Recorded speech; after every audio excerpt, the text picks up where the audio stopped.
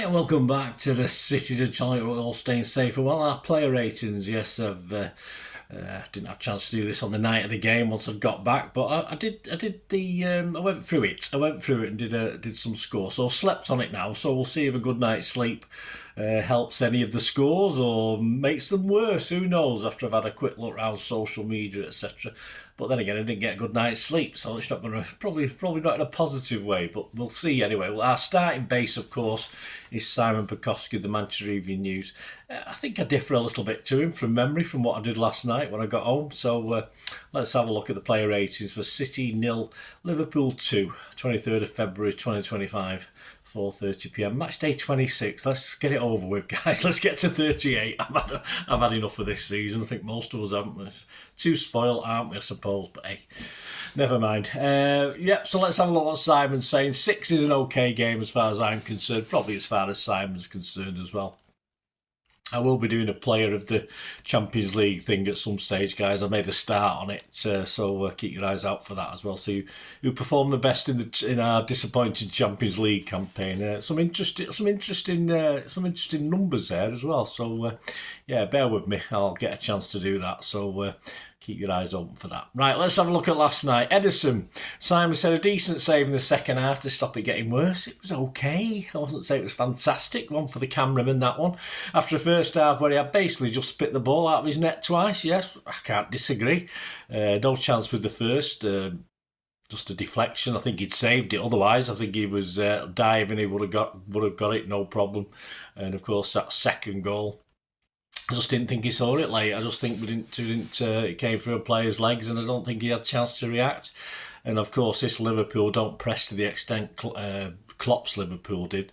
So as far as picking the ball out of the net twice, that was all he had to do. He didn't have much distribution to do or anything like that. So a very quiet game. So he's got to be having an okay game because he didn't have much to do, and he can't be blamed for the goals, I don't think. So Simon's given him a 6. I give him a 6 as well. The guy who's getting a lot of stick, of course, as I've watched, fairly but unfairly, because we know his limitations. So, if you give him stick for something he's not very good at, I mean, it's a bit mean, isn't it? But then again, it is what it is. He's a professional footballer who's been paid to play professional football. Of course, I'm talking about Lewis, aren't I? Simon said, in what feels like City's season summed up, he was decent apart from the basic errors that contributed to City conceding the first goal. Now, he said, I thought he was having a good game because I didn't realise what had happened for that first goal because it's up the other end for us where we stand. So I didn't until I got home and looked at it and I thought, flipping heck, where are you going? Where are you doing? What are you doing with it? I mean, he just seemed to be totally lost of what to do. Or, was anyone helping him? Was anyone making themselves available? The simple thing would just be, as someone said, just to kick it out a touch for a throw-in. But, what sort of response would that have got? Probably the right one, actually. But of course, if this all happened in front of Pep, so he wouldn't have been impressed. But it's clear, defensively, he's poor. We know he's poor. Simple as that. And I thought he played pretty well on and off last night, but anything physical, he just can't do it. He's not, he's still got a bit of growing to do, I think, but obviously he's not growing too fast, is he? I sprung up the last 2 or 3 years of my growth spurt, but I don't think he's going to get much bigger. So we're always going to have that problem. He can't defend particularly well, and he's not great physically, and Pep knows that, and he picks him anyway. Simon gave him a 5.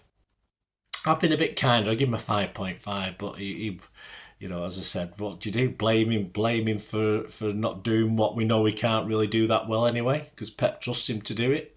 Who knows? Anyway, that's what the big guy gets paid to sort out, doesn't he? Although he's not really doing it very well this season.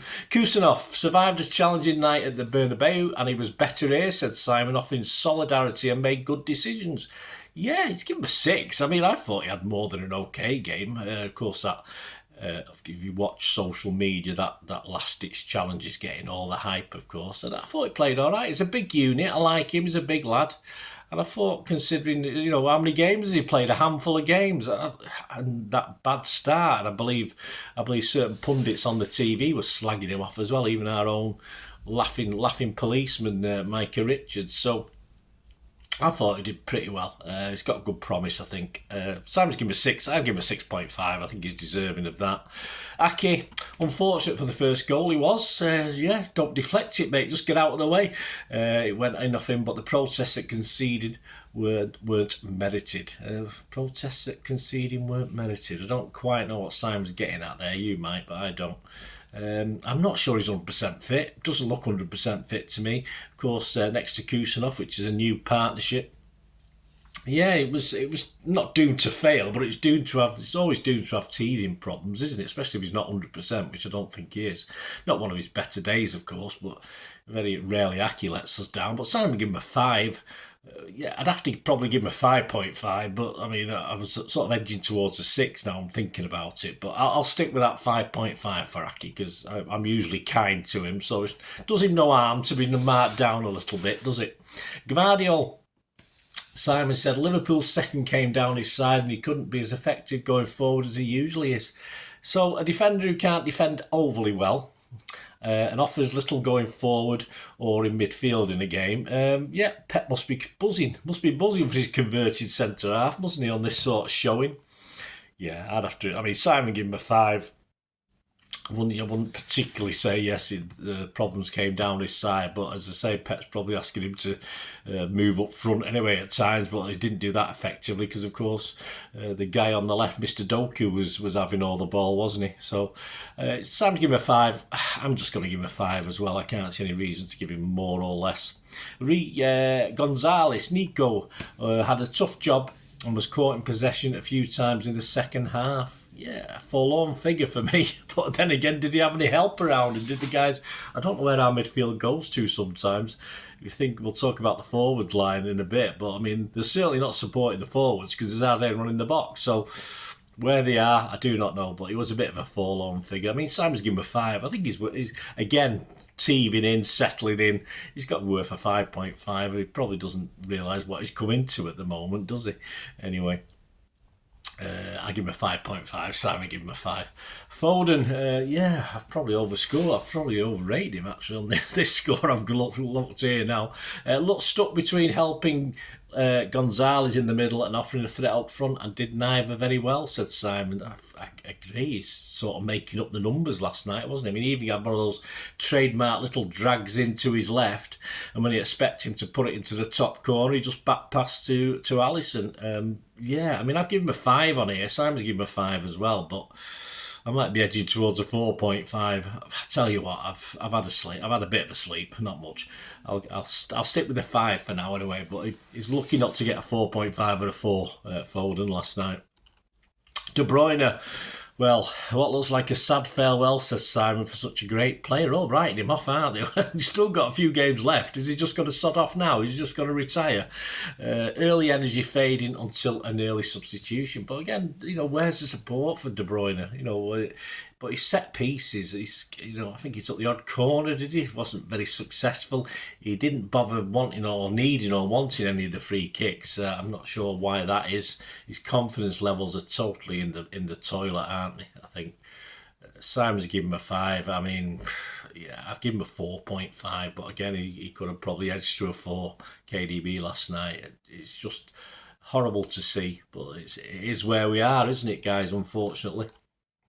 Savvy, Simon said, worked hard and had some joy on his wing. Even the final moment proved frustratingly beyond him.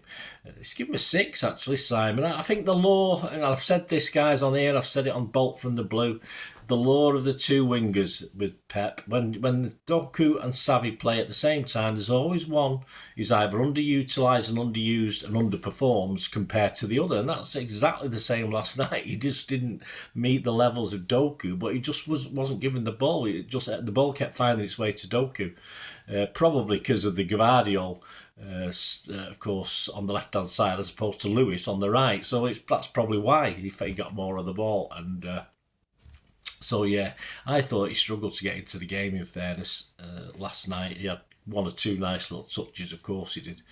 But Simon's given him a 6. I just don't think, if you're not involved, do you come looking for it a bit more? Probably not, because Pep will give you a bollocking, but I thought he should have done a little bit better. So I've given him a 5.5. Doku, yes, the other option of this wonderful formula I've got for the wingers, the law of two wingers, or not two wingers, that'd be better, wouldn't it? Yeah, Doku rinsed Alexander-Arnold, said Simon, from the first moment, constantly offering City away into the box. Too often it didn't make any. It didn't make anything though. It didn't come to anything. I don't know. His English is a bit odd, dodgy there. Sam's given him a 7 though, and I must admit I give him a 7 because okay, no end products, but you know, when you've got 7, 8, 9 Liverpool players in the box, and you've got literally 2 or 3 City players hanging around. As I said, I don't know where the rest of them are. Because obviously they're not there defending. The midfield isn't defending our defenders when we're under pressure. So sometimes, and why don't we have 6 or 7 in the box? I just don't know. I just don't know where they go. I did say in my story of the game that half the team at the moment, we used to have a Chilean hologram in goal, didn't we? But half of our team at the moment is just holograms. They sort of become whole occasionally, like Aki's deflection for the goal, but most of the time they're just there, but they're not doing anything, and it's exactly the same thing. So I'm not going to blame Doku for that. I think he did tremendously well. I thought he was probably our man of the match, alongside probably Kusanov at the back. But options hindered him, so I'll give it 6 of one, half a dozen of the other. And if we'd had someone who could find space, a natural instinct of a striker, which we don't seem to. If Haaland's not there, we don't have anyone else who seems to be able to get in the right spot. It used to be Gundo, didn't he? He could find the right spot at the right time, but he's not around, of course. And even if he was, probably couldn't get up there in time anyway. So. And Marmouche is still bedding in, of course. So yeah, I'll give him a 7 as well as Simon. So there you go, 7 for Doug. Please, guys, let me know what you think as well. It'd be great to hear your views on this. And we will get on to Marmouche now. Offered energy, said Simon, willing to take a shot on, although there was another needless offside. Yeah, I mean, he's looking across the pitch. He knows he's offside. So what's wrong with dropping half a yard or a yard to get back onside? He can see what's going on. All right, he's waiting for the ball to come. But, he's got all the pitch in front of him. He should be... he seemed to, after his first game, was getting caught offside. Then he seemed to improve a little bit, but obviously in this game, he did, unfortunately. And when he got 2 wingers, as I said, why is Marmouche not playing a straightforward number 9? I think was Foden playing a false 9 last night. I'm not too sure, but I don't understand it. Play 2 wingers, but not have a sort of target or someone in the middle. I mean, Marmouche was sort of there, but he wasn't the actual. His movement perhaps wasn't giving options for Doku and, to a lesser extent, Savvy. For me, he was the B- Egyptian on the pitch today compared to the A- who was playing up the other end. Simon gave him a 6. Yeah, I'd have to give him a 6. I say a bit disappointed because he took the goal well, actually, if it had been onside, but hey, it wasn't, so it doesn't matter, does it? On to the subs. McAtee for De Bruyne. Got involved, said Simon. Did he? I didn't. He was on the pitch 28 minutes, so I'm not going to mark him because they have to be on 30 minutes, unless exceptional circumstances. But I don't even remember him touching it. But I think we'd give up by then, hadn't we? And we'd certainly give up by the time the other substitutes come on, because Pep had, with these substitutions, Gundogan for Marmouche couldn't offer a similar threat, said Simon. Absolutely pointless substitution for me. Diaz for Ake, I can understand that. If Diaz is going to start against Tottenham, give him a little bit of time. Although, he played last time. He's not that totally unfit, is he, surely? But that careless ball blasted against Kovacic, Simon noted, of course. That I probably marked him down for that as well. So he got a 5. Although he give Gundo and McAtee a 5 as well. Sometimes don't understand Simon's marking as substitutes, because surely if they've got a 5, Diaz for that one big error should have got less than a 5. There you go. And again, pointless. Almost cost us a goal, really, with that thing. But if it means he starts Wednesday, then I'll go with that. I'm happy with that. Kovacic for Gonzalez. Benefit of the doubt for the Diaz ball. Again, I'm not too sure of that. I thought Kovacic looked okay of the guys who came on. Looked okay going forward. He's too bloody slow coming back. He's like a lumbering tank coming back, and he never gets back or covers or anything. But he looks okay moving forward. But again, just a waste of time for me. Just three substitutions of Pep. with 13 minutes left, that he just knew the game was over, and I don't know what to say. Give Diaz time. I don't know what the point of the other two were. So there you go. Anyway, guys, let me know what you think. Man of the match, as I said, probably go for Doku. As I said, I'll get 6 of one, half a dozen of the other as far as assists, if you like, or potential assists, where people say, "Oh, he gets in the right spot, don't know what to do with it." Well, sometimes I don't think last night he wasn't given an option of doing much with it, so you can sort of blast it across and see what happens. But that's it. There you go. Let me know your thoughts, guys. Let me know your man of the match, etc. And any big score differences to me, that'd be great.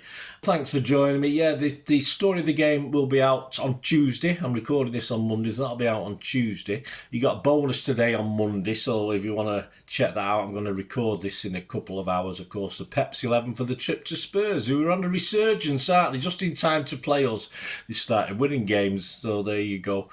So join me for that. That'll be out later today as I'm recording this. And please let us know your thoughts. Let us know your comments. Put them in the comments below, or contact me through the socials. Or of course, if you can, or if you like what I try and do, guys, much appreciated. My welcome new members, lots of new members. If you want to help support the channel a little bit further than that as well, just stay watching and listening. I hope you enjoyed the feature, and yeah, if you can support me through the subscription, if you can subscribe, guys, that'd be wonderful if you've not already done so. We do actually have memberships at the moment, just 99p a month, so you get access to all my City stuff, including all the history vlogs, dozens and dozens not been published yet that you get immediate access to, and every time I do a edit and do a vlog, you get immediate access to it as well. So you can have a copy of scripts as well if you want any hard copy of the sort of things I do on matches and teams and managers and players, etc, etc. So if you can join the membership, that'd be wonderful. We'd fine. And yeah, if you want to support the channel just by watching the ads, that helps. Watch the ads, let them play through while you just have to check your phone or something, let it play out.